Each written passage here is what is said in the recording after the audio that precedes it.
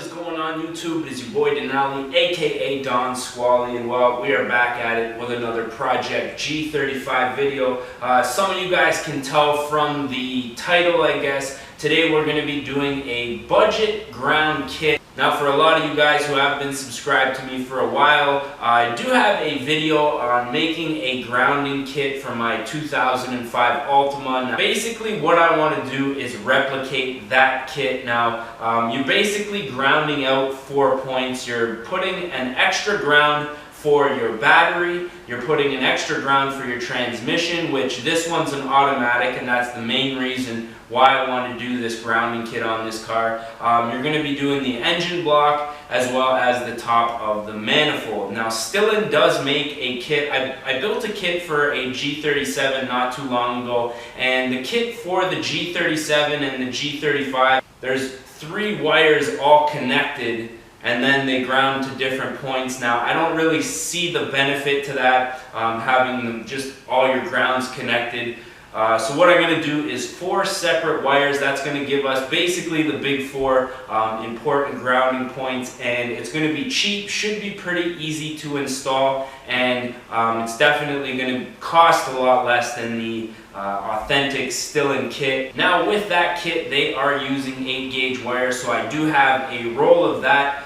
Should have enough to do what I need to do on this car. Also went ahead and got some 3/8 ring terminals. These are just going to make it easy for me to bolt each connection down where it needs to be. And I do have some wire strippers around here somewhere. They're just not with me right now. And that's pretty much all that I'm going to need in order to make this kit. So yeah, I'm going to I guess switch over to the workbench. I'm not going to film too much of me actually splicing and, you know, putting the wires together. So yeah, let's get into it. I don't know if you guys can see this, but basically the battery has to be 22 inches. The transmission ground has to be 24. Engine block is going to be 21. And manifold is going to be 26. So I'm going to go ahead, make those right now. And once I'm done that, I'm going to show you guys exactly where I'm going to be putting those on the car.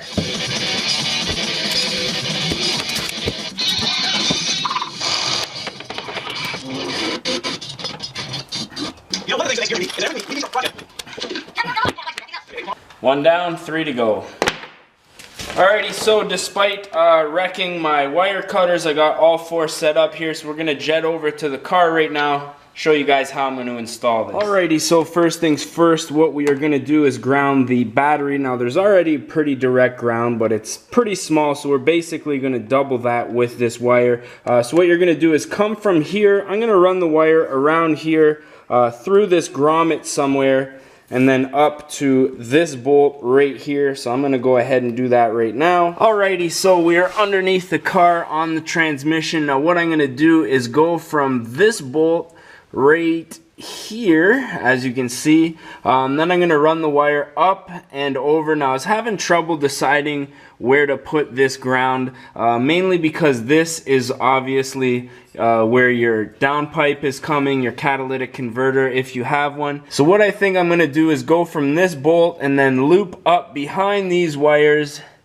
down here to this bracket right here. My battery's dying on this thing. So yeah, right there, and that's going to keep me away from the hot exhaust and any moving suspension parts. This damn light. So I'm going to go ahead and install that right now. Alrighty, so next up I'm going to do the engine block. Now unfortunately on these rear wheel drives you're having a really tough time accessing the sides of the motor here. Obviously we could take a few things off, but I wanted to make this simple and easy so pretty much anybody can do it. So what I think I'm going to do is go to the timing chain here. As you can see, there is another bracket here for mounting some wires and stuff like that. So we're going to run a ground all the way over from here to the direct ground that we put from our battery, the same bolt. I just have this loose here, so I'm going to go ahead, undo that bolt, run that wire, and then we only have one more to go. And last but not least, we are going to be doing the intake manifold. Now my initial plan was to come from this bolt right here and run the wire underneath over to this bolt right here. But upon further inspection, because this is so close to this ground right here, and this bracket pretty much connects the timing chain cover to the intake manifold, I've decided to run it over from here. We do still have the 26-inch long wire, and then I'm just going to come over here directly to this ground right here. So pretty much all the grounds on the top of the motor are going to be directly connected to the negative of the battery, and then obviously we just have the ground on that transmission underneath. So I'm going to go ahead, bolt this up, and I think that's going to be a wrap. And now that we got everything bolted up, thinking that's probably going to be a wrap for today's video. Now that's a nice easy project for this thing. Now like I was saying, the initial reason I wanted to do the grounding kit on this thing is it really helps with the radio and the signal coming in and the speakers sound going out, but the main reason is the transmission. Now with the grounding kit on the transmission, it's supposed to give faster, crisper shifts. This thing, the shifts are very, very slow. Now I've been kind of back and forth with what I'm going to do with this car, and I finally decided that I am going to get it ready and take it to the track. I was planning on going this weekend, but there's actually a big event at the track which is closest to my house, and it was just going to be too busy. So hopefully next Friday I can get this thing out there. Now I was doing a little bit of drifting on some dirt lots, absolutely beating the hell out of this car, trying to kill it, trying to kill that VQ. Been putting regular fuel in it. Really haven't been doing any oil changes, just waiting until it burns off and then topping it up. And this thing just will not quit. So I think it's only right to take it to the track. Now I am going to probably take it to the track before I weld the diff, but if the thing survives the first track day, I think I'm almost 100% going to have to weld the diff on this thing.